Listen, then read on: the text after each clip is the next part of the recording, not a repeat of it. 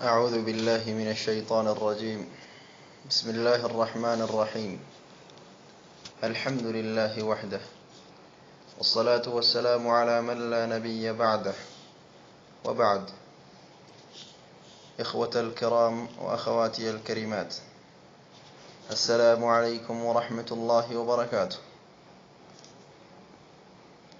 أبوليوان بقى ربي نجهان اسم بلجة haftee jiruu keessanii keessa rabbiin barakaa haa kaahu. Rabbiin nu haa qajeelchu, nuun haa qajeelchu, nuufis haa qajeelchu. Obboleewwan, ergaawwan tanaan dura dabraa duran keessatti hangawaa 8 seera bultii irra, seera jireenya maatummaa irra laallee turre jechuudha. San hunda irra deebuutti yeroon nu fageessa kan itti aanutti dabarra jechuudha. Darsii dabre keessatti haala toluun seera bultii gaarii irraa waan jajjaba akka tahe wajjin ilaallee jirra. Akkuma haala toluun jireenya waliigalaa keessatti gama rabbii nama dhiheessu bal'inumaahu sababaa waan jannata nama naquu kan tahuu isaa wajjin ilaalle. Saglaffaan irraa ammoo حفظه في دينه وعرضه جل يجو. هاتي منا أبا منا إشاراتي سولة أمانتا إساتي في قريسا كيست كن اللين بكا قدارك أبا جتشو. هاتي منا يو أمانتا إسا أيدي gurra isa duubaanis eeyde, gurra isaa jechuun maqaa isaa eeyde. Akka maqaan isaa hin banne haadha manaa isaatu baalageedha, haadha manaa isaatu hoosa yookaan boosaya yookaan baalagee ala keessa deddeemtuu miilli alatti gamtu akka hin jenneen goote gurra isaa eeyde jedhama jechuudha. Yoo ammoo san hundaahuu eeguu dhabdee laallachuu dhabdee akkuma feetee tan harka nama isii tuqee irraa hin deeffanne, tan miilli alatti gamtu adeemtuu faan awwaaraa taate hayyama isaatiin malee manaa baate gurra isii sineene diin isaa sineene jechuu, ka ufiituu neene jechuu. Walidhaalika amantaa keessatti diin isaa eeguuni, diin ufii eeggachuun kan isa abbaa mana isheedha eeguudha. Gurra ufii eeguun gurra abbaa mana ishee eeguudha jechuu. gurra isaa jechuun ufumatiisu jechuudha. Almuhim wabidhaalika kanaani haati manaa faarfamti, dubartiin faarfamti jechuudha. بأن تراقب الله عز وجل دين سايغو إشي إيغو يجوني، دين سايغو يجوني ربي وفي إيغاچولا صداچولا نا أرغنا بيكا وانا أرغن جوجدو كان أرغا يجو بيكولا في كل صغيرة وكبيرة تقف قدوك ستيجو. Abbaa mana isaa isheedhaatiif tiisuudha yeroo inni irraa fagaatetti jechuun akka qullaa ala keessa hin baane, akka tabarrujan taane jechuudha. Bareeduma ishee akka abbaa mana isheetiif malee nama biraatiif hin mul'ifne ala ta'biidi ni beeytan gaa tanaan dura dubbannee jirra. Nama silaa isheen ziinaa isheen bira mul'isuu qabdu abbaa mana isheetii fi mahaarima ishee ta'uu jechuudha. Nama ishee irratti fuudhuun haraam ta'u, teerumuun haraam ta'u jechuudha. Ma'a dhaalika garuu mahaarima kana irrattuu fitnaan yoo amanamte, yoo fitaa hin amanamin immoo rakkoon yoo dubartiin tuni hedduu yaani shayxaana wajjiddeema yeroo jennu qaama isaanii kana wajjin jechuudha. Fuulas tahee qaamas tahee irra caalatti qaama kanaan namni fatanamuu danda'a. Hatta namnummaan sila isiif ajnabiyyaa hin taane fatanamuu danda'a jechuudha. Yeroo takka takka yeroo nama kophaaf haa jiran jechuudha. Na'uudhu billaa min dhaalika shayxaanni nama fatana. Intalli takka takka obboleessummaa fatanuu dandeessi. Kanaani biyyoota hedduu keessatti akkuma dhagahamu waan sila qalbiin nama rifattu hatta wanni akkasii biyya keenyatti illee dabre fakkaata. Rabbiin aadaa badduu nama keessatti nuumini jechuudha. sababa intalli abbaa ishee dura akkuma feetetti deemtuuf jechuu uffata qaamatti maxxanuu kaayattee yookaan kan gurdii maal jettaniin waan jilbaa waliin nama jettan waan xiqqootan kaayattee deemtu jechuudha kan qaamni isii ala jiru kaayattee deemtu fitnaan waan sanii argamuudhaan abbaa ishee argate irraa ulfooyti subhaanallah alazim rakkoon shari'aan immoo kana beeyti yoo rakkoon wanni akkasii kan sodaatamu ta'e warrumaa firaa kanarraahuu qaama ishee kan nama fattanu sana tattarachuu qabdi jechuu dubbata jechuudha biyyoota faranjoota kana keessatti yaani akka waan rakkoo hin qabneeti jedhan wanni akkanaa jechuudha ilma ishii intala isaas tahe subhaanallah wama fokkottu qofa dubbatama jechuudha rabbiin musiibaa akkasii namarraa haa tiisu harka dhibbarraa hangi tokko jechuudha hangi tokko musiibaa akkanaa kanaan rakkatu sababan maali akkuma agartan kana dhalaan dubartiin faranjiidha qulla yaa'uun kun immoo qalbii ilma dhiiraa keessatti musiibaa garagaraa uuma jechuudha sila kanaaf jecha intalti takka tan abbaa manaa qabdu abbaa mana ishee biratti malee bareeduma ishee akka mul'ifne mahaarima ishee biratti malee akka mul'ifne sunuu yoo mahaarima kana biratti rakkoon kan amanamu ta'e rakkoon hin jiru jedhamee kan amanamu ta'e jechuudha rakkoon amma akka dubbannee kun ajnabiyyii tokko wajji kophaan baatu osoo obboleessa abbaa mana ishee ta'ellee bakkana sirritti hubatamuu qaba obboleessi abbaa manaa haadha manaa sirratti yani ajnabiidha si wajjin kophaa ba'uun ta'u salaamuun dandeessu jaarsa obboleessa abbaa mana kiyyaati jetteeti alaa keefatti hojjaa'uun dandeessu takka ilma abbeeraa jaarsa keetiitiin takka ilma eessuma isaati kun hundinuu ajnabii yeroo garii mushkilaan bakkanatti akkamitti salaamne obboleessa abbaa mana kiyyaa akkamitti osoon obboleessa jala jiruu na fuudhu akkamitti ta'e kun dubbiidha beeka waan dubbiin dhalanni malee dhugaa miti ولذلك أختي الكريمة rakkoo akkanaa kana eeggachuu barbaachisa jechuudha karaa kanaanis rakkoon guddaan ni uumama jechuudha hatta obboleewwan lamaan jirutti musiibaan wanni akkanaa tuni rakkoo guddaa uumte jechuudha sababa isiin uftiisuu dhabuutiin yoo abbaan manaa ishee mucayyoo bakka kana eeggadhu yoo jeen inuma amma obboleessa ofii irratti na shakka ati inuma shakkaa wayii yoo amanuu hin dandeenye ganna dhiif sun dubbii dhabee oma dubbiin dhabdu jechuudha obboleetti kuni dubbii miti abbaan mana keetii akkuma sirnaatti si ajaje waan sirnaa siin jedhe shari'a sitti hime yoo wallaalas ta'e yoo hinaaffaan isa keessas jiraatte ati obboleessa kee irra na shakkaa jechuun qabdu seera rabbi eeggachuu qabda obboleessa irra na shakkaa jechuun qabdu eenyurras shakku duuba ergaman rabbi alayhi salaatu wassalaam erga dubartii waa'ee dubartiidhaa dubbatee akka kophaan baane jee dubbate afara'ayta alhamu jennaani firri jaarsaa mee akkami keessa obboleessa jechuudha akkami jennaan qaala alhamu almawtu firri jaarsaa akka du'aati je obboleessa faa baana eeggachuu sirriitti jechuudha maaliif akkasitti du'aatti fakkeessa jennaan namni hedduu keessatti dagama obboleessa jaarsa kiyyaati rakkoon qabu maaleesh yoo inni biraa deemillee abbaan manaa biraa deemillee isumaatu itti hafaa'u yaani mana isas alaa keessa isaatti seenaa shakkiin hin jiru jedhan jechuudha kun immoo waan rakkoo guddoo nama jidduutti uumurraa jechuudha osoma obboleessa kiyya jedhanii akkatti eeganuu booda shakkiin akkatti bar fulaan bakkasanii akkasii argama bakkasitti argama sana booda jara lamaan jidduu sheexaanni seenaa olii gad dubbii oofuun dhufti obboleeyyanuma garaa tokko wal ajjeesuun fa'aa bakkanatti dhufte jechuudha saba dubartii akkatti jechuudha maaluma achiin nama gahe hamturraaf qabu dadhabuudha seera rabbi eeggachuu dadhabuudha ukhti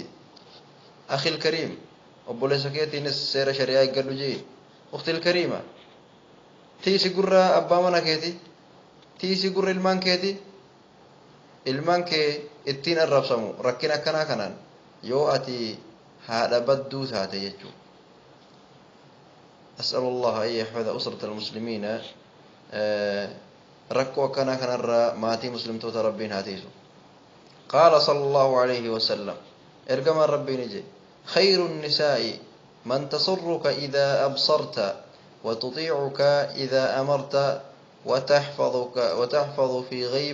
غيبتك في نفس ومالها. دبرتين جالتو جدمتو نما يو إشي لالتسيقم مجيفتو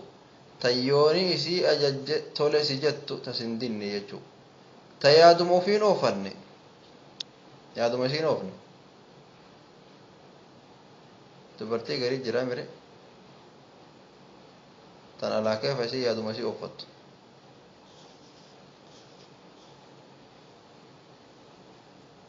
تنجج نمان لغين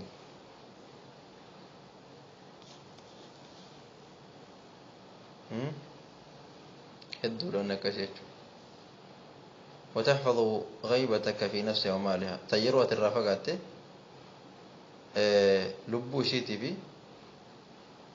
قبين إشيتين قبين كيتين ستكسيتو قرر كايدي قبين كي على كيف تمامت سيدوبانا وانا ارغت الرتي فجافت كم بودا يو إني قال الرقا فتيجلو وانسلان دلقين همتو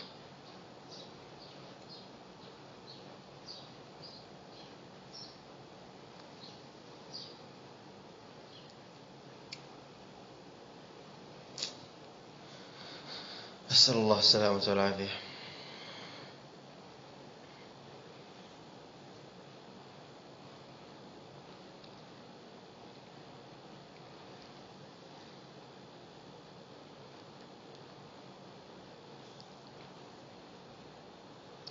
طيب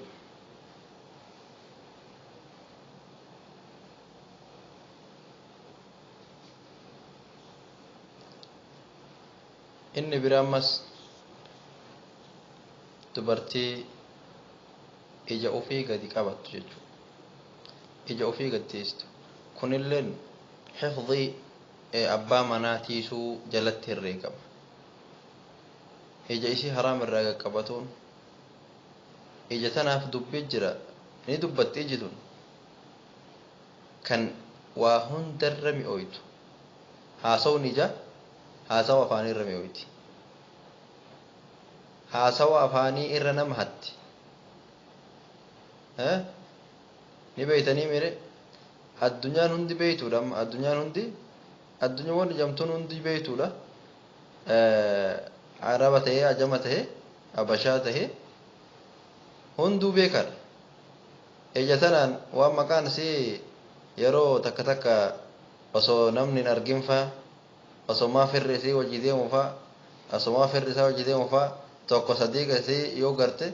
iji kanaan dubbifti ijaan qalbii isaa keessatti yookaan qalbii ishee keessatti asumaan hambisa takkaa intala takkaan argin faa asumaan ijaan dubbisa ishee dubbisaniin yeroo hedduu innis akkasuma ittiin waswaasa maal jedhaniin haasawa hundarra haasawni ija akkaan mi'aaye jedhan sababaa musiibaa namatti ta'a jechuudha. Lidhaalik ija kee gadi qabadhu laalcharraa abbaa manaa kee qofaa irratti gabaabadhu. Yeroo abbaan manaa keessatti seene badala bakka gartee nama biraatiin olii gadhooytu sana abbaan manaa kee yoo sirratti seene abbaa manaa keetiin dhahi abbaa manaa keetiin dubbisi haa irra mi'aawaa salaamaa irratti qare seequu bareeddu ajmal ibtisaam tajaamtu garte irra bareeddu isitti seeqadhu ammallee jecha rabbii tan Muusaa keessatti dubbatamte qissaa Muusaadhaa jechuudha. Fajaa'athu ihdaahuma tamshi ala istihyaa'in jedhu sana yaadadhu jechuudha. Abbaa manaa muslimaatiif dhandhammii kophaatu jira kan namni isaa wajji waa hiloomuu itti hin dandeenye jechuudha. Haadha manaa isaa biratti abbaan manaa gaariin kunii ija shayxaanaan jaalatu ذات النظر السينمائية فإن حركات الأفلام يحبها الشياطين الإنس حركات أفلام شيطان المنامات جالت وأما نظرات أهل الإيمان من الوجوه المتوضئة فلها طعم آخر أمو إلى الجور إيمانا فول الرّ فول إفتو تاتي الرّ دندما برات جرا كان ورّ سينما سنر جتشو دندما صدركا درجة قبضو جرا ولذلك obboleettiin teenya san islaamaa wanni abbaa mana isiitiif godhuu qabdu seequu bareedduu ilaalcha bareedduu yeroo ijaan hatuu qalbii isaa jechuudha isas hatuudha abbaa mana isaa ka ishii kana keessatti kutaa bareedduu takka qalbii isaa keessatti umuudha kan inni sirraa fagaachuun hin dandeenye jechuudha wala rubbama nyaata afaan kaa'uufaadha jechuudha kun immoo maali jaalala jidduu jaalalamaaniitti dhugaa jaalalaa agarsiisa jechuudha ولذلك رب صفات حور العين إلا ربي يرو دبة مالجا وعندهم قاصرات الطرف عين كأنهن بيض مكنون إسان برتتاتولا تن إسي إسان قفرت قوابتو تاتي سن صفات حور العين إذن isheen abbaa mana ishee qofa irratti gabaabbattuu taate tikfattuu taate maqaa fi gurra abbaa mana isheedha sifaata hurlayni qabdi jechuudha sifaata hurlayni qabdi jechuudha walidhalik abbaan mana ishee malee bakka biraatiif hin qabdu nama biraatiif bakka hin qabdu jechuudha obboleewwan islaamaa seerri islaamaa shari'aan islaamaa nama hundaafuu gahee bareedduu fi bakka qabdu lafa keessa jirte jechuudha walidhalik namni hundinuu gahee sarraa eegamu qabaachuu barbaachisa abbaa manaatiif hadiyyaa kennuudhaatti irratti futunuudha yeroo hunda maadaama waan isiif laaffateen jechuudha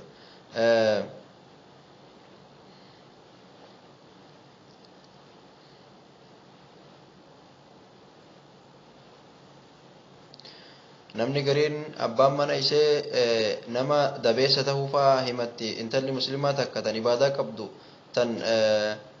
ibaadaadhaan beekamtu abbaan mana ishee salaata faa dhiisuu waan akkasiitiin yeroo hedduu rakkatti kan ammoo wanni sirraa eegamu hanga dandeesseen jechuudha abbaa mana ishee kana gama rabbii yaamuu yaaluu qabdi jechuudha du'aa isaaf kadhachuudha yeroo hunda keessatti thulutha boodaa keessatti jechuudha min al-layli ay yashrah Allah sadrahu lil imani rabbiin akka qoma isaa iimaanaaf bal'isu jechuudha طيب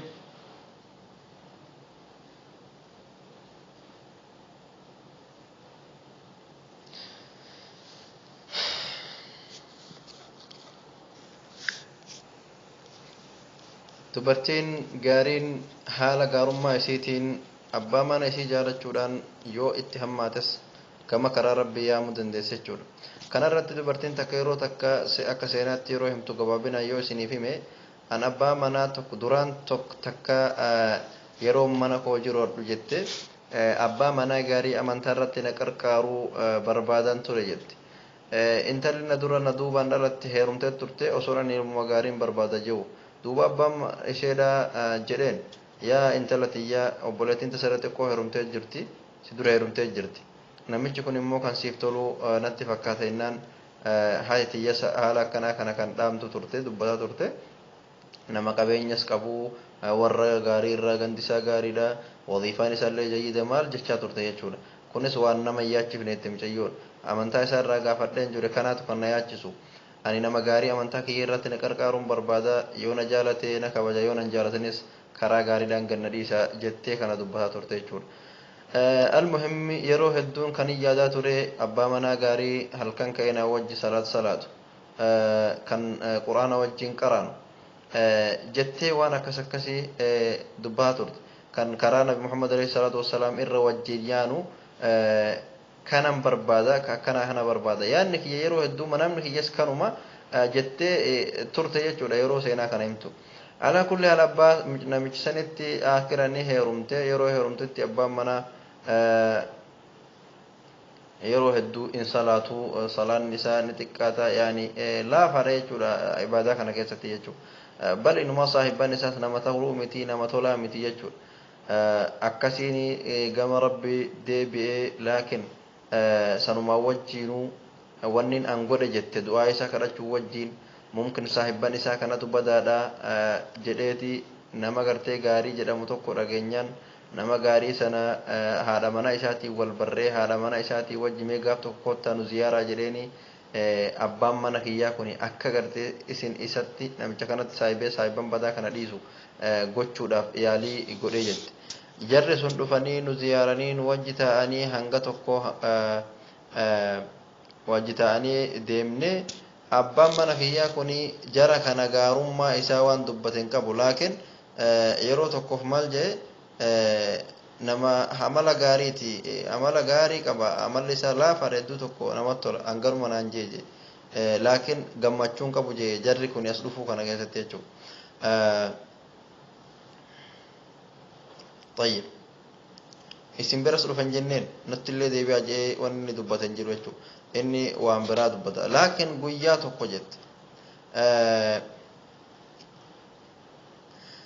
ka'eetiin muggaa isaatti salaatee hal salaata leeyliidha akka anaa salaatu argee qalbiin isaa laaffattu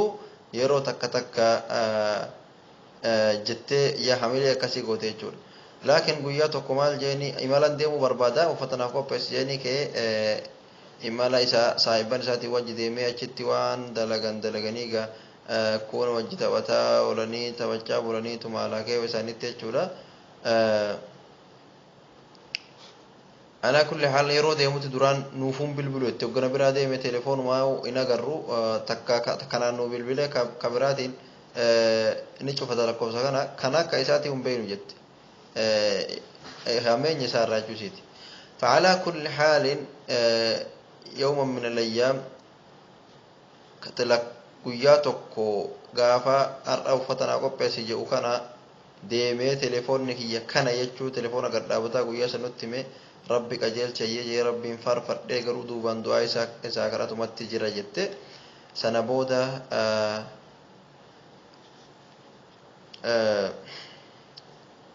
itti bilbilee ture sagalee isaa kanarraa sagalee lallaaftuu yaadduu ta'uu arge halkan danaa kanan deebi'a jedhee itti dubbate isheedhaan jechuudha.